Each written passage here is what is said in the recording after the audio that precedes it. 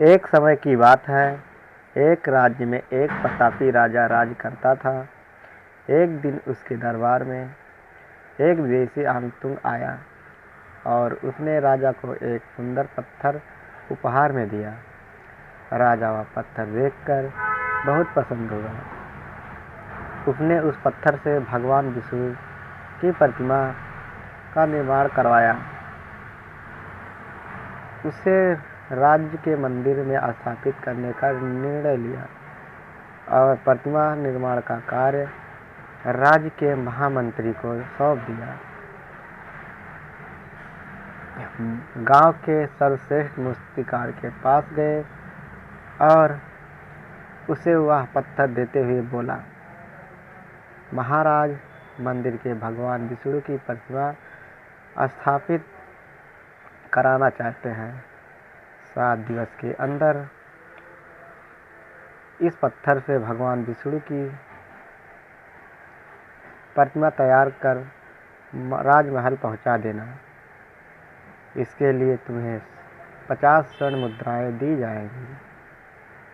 50 स्वर्ण मुद्राओं की बात सुनकर मूर्तिकार खुश हो गया और महामंत्री के जाने के उपरांत प्रतिमा का निर्माण कार्य प्रारंभ करने के उद्देश्य से अपने औजार निकाल लिए।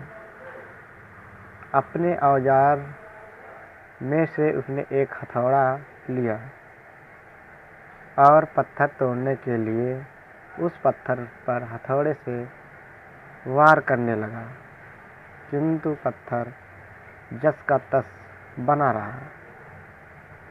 मूर्तिकार ने हथौड़े से कई बार पत्थर पर किए, किंतु पत्थर टूटने का नाम नहीं ले रहा था।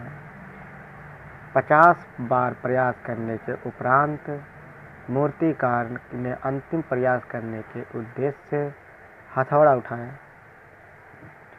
किंतु यह सोचकर हथौड़े पर प्रहार करने से पूर्व ही उसने हाथ खींच लिया कि जब 50 बार करने के बाद पत्थर नहीं टूटा तो अब क्या टूटेगा। वह पत्थर लेकर महामंत्री के पास गया और उसे यह कहकर वापस कर दिया और इस पत्थर को तोड़ना नामुमकिन है, इसलिए इसे भगवान विष्णु की प्रतिमा नहीं बन सकती। महामंत्री को राजा का आदेश हर स्थिति में पूर्ण करना था, इसलिए उसने भगवान विष्णु की प्रतिमा निर्मित कार्य का काम गांव के एक साधारण से मूर्तिकार को सौंप दिया। पत्थर लेकर मूर्तिकार ने महामंत्री के सामने ही उस पर हथौड़े से प्रहार किया और यह पत्थर एक बार में ही टूट गया। पत्थर टूटने के बाद मूर्तिकार प्रतिमा बनाने में जुट गया।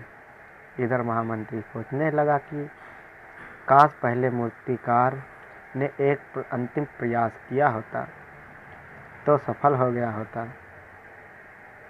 और उसे 50 स्वर्ण मुद्राओं का हकदार भी बनता।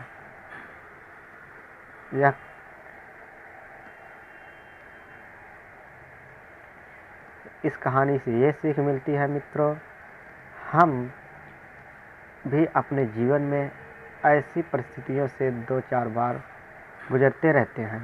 कई बार किसी कार्य को करने से पूर्व ही या किसी समस्या के सामने आने पर उसका निराकरण करने से पूर्व ही हमारा आत्मविश्वास डगमगा जाता है और यह प्रयास किए बिना ही हार मान लेता है।